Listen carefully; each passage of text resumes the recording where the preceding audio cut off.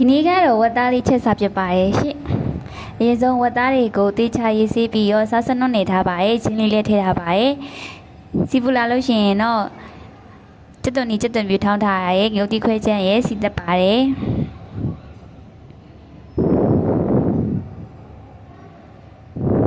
စီသက်တာရလို့ရှိရင်တော့ဝတ်သားလေးထည့်ပါတယ်။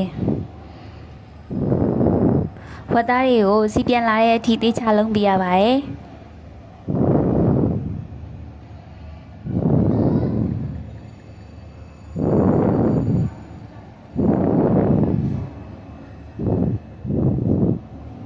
စီလေးပြန်လာလို့ရှိရင်တော့ရေးလေးထည့်ပါရဲ့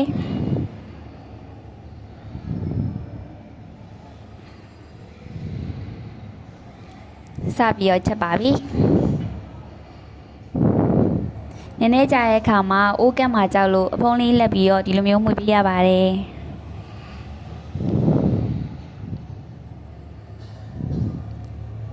ဒီလိုစီပြန်လာဆိုရင်တော့ဝတ်သားချက်လေးရပါပြီစားကြပါအောင်ရှင့်